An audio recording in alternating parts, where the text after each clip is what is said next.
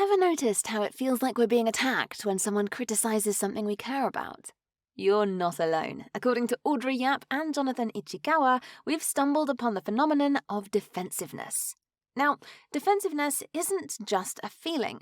We're talking about a full-blown reactionary response that protects what we care about, including our closely held identities and the ways we think of ourselves.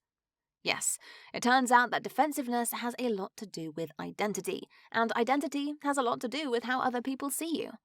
Let's say it's really important to you to be a kind person, then it's going to hit harder if someone says you're being selfish or inconsiderate. In that case, defensiveness might be justified if the criticism is unfair.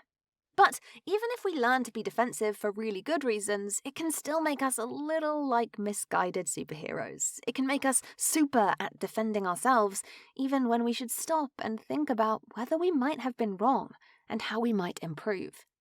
None of us are perfect after all, but defensiveness can prevent us from seeing that. It can make us oblivious to our mistakes, and because it is a superpower, can even build a wall around them. It's like a shield of active ignorance that helps us maintain the way we want to think about ourselves, even when we should be questioning whether we're living up to our ideals. This great wall of ignorance can sometimes make room for harmful practices. It can lead us to be oblivious to the ways we're falling short of our ideals. And now we're getting into some serious stuff like gender-critical feminism and rape culture. For example, people who identify as gender-critical feminists often argue that affirming trans people's identities threatens the rights of cis women. Unfortunately, this defensive stance leads to a disconnect, where people are aiming for feminism, but the results end up supporting sexist norms, according to Yap and Ichikawa. The problem is that this defensiveness hits the mute button on really important conversations, especially around social and political issues that could lead to significant positive changes. It shuts them down and prevents us from reflecting on the ways we could improve.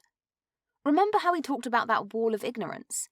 The good news is, we have the power to tear it down. So, how do we do that? This might look different for people depending on their social position, but self-reflection, openness, and awareness about our defensive strategies will often help.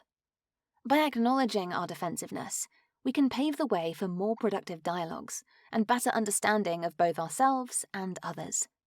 We'll never be perfect, but checking our instinct towards defensiveness can help us make progress.